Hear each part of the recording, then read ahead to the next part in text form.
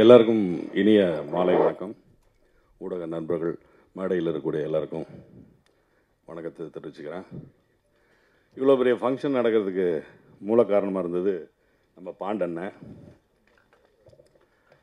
அவரை பற்றி சொல்லணுன்னா, மேடையில் எல்லாரையும் பார்த்தீங்க எவ்வளோ நேரம் அவர் ரிசீவ் பண்ணி எவ்வளோ மரியாதை செஞ்சாருன்னு.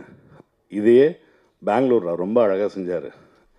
பெங்களூர் தெரியாத லாங்குவேஜ், இங்கே வந்து நம்ம என்னடா பண்ண போகிறோம் அப்படின்னு எனக்கு ஏர்போர்ட்லேருந்து என்னை ரிசீவ் பண்ணதுலேருந்து, சாப்பிட வச்சதுலேருந்து, ஷூட்டிங் ஃபுல்லாக பார்த்துக்கிட்டதுலேருந்து அவர் அவ்வளோ அன்பாக, அவரும் அவரோட நண்பர்களும் எல்லாருமே ரொம்ப நல்லா கவனிச்சிக்கிட்டாங்க.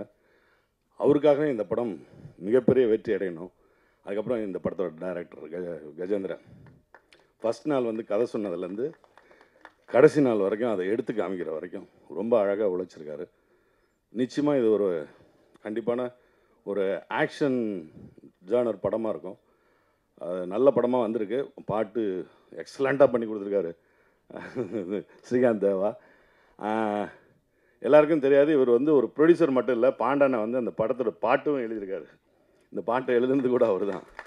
அவர் கதை சொல்லும் போதே நடுவில் பாட்டுன்னு சொல்லுவார். ப்ரொடியூசர் வந்து பாட்டு சொல்லுவார்.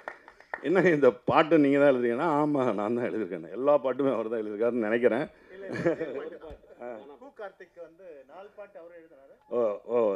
Sorry brother. அவர் வந்து என்கிட்ட சொல்லும் போது எல்லா பாட்டும் பாடி காமிச்சார். அது மாதிரி ரொம்ப எக்ஸலண்ட்டாக வந்திருக்கு, நல்லா வந்திருக்கு. நான் இதில் ஒரு வில்லனாக பண்ணியிருக்கேன்.